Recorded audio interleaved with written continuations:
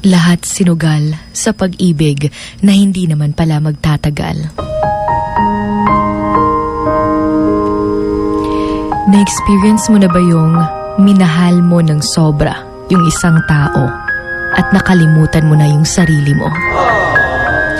Yung lahat-lahat kaya mo namang gawin para sa kanya dahil nga mahal na mahal mo siya. Pero hindi lang talaga kayo nagtagal.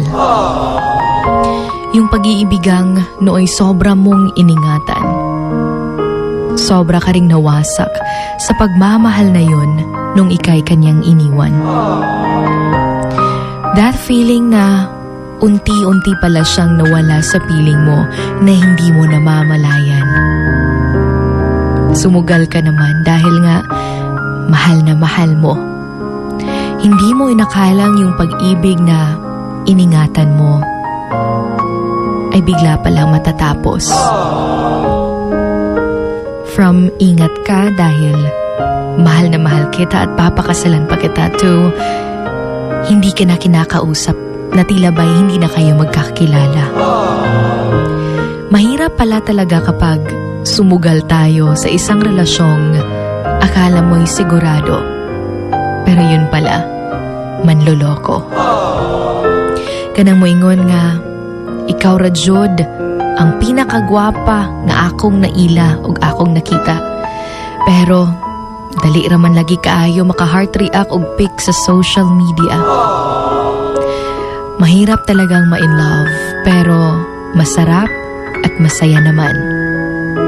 Marami kang pagdadaanan, marami kang mararanasan, marami kang matututunan. Minsan nga lang masasaktan. Pero masarap kaya sa pakiramdam yung susugal ka sa taong gusto ka ring ipanalo. Yung sumugal ka dahil mahal mo, okay lang yan. Pinaglaban mo kahit masakit dahil mahal mo, okay lang din naman yan. Pero yung pumayag kang maging kayo muli kahit na ilang beses ka nang iniwan, niloko, pinaiyak at pinalitan ay hindi na tama. Alam naman natin that nothing actually lasts forever. Yung ngayon, pwedeng mahal ka. Pero bukas, pwedeng iiwan ka. And we can't force someone to stay.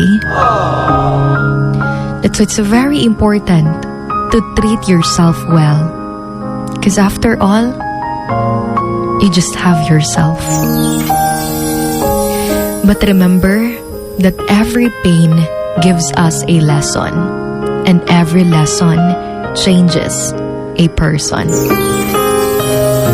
This is Sugar Dolly, your Hugot Babe. And you're on Wild FM 103.1. This is Emotions Going Wild. Emotions Going Wild. Wild FM. Emotions Going Wild. Wild FM.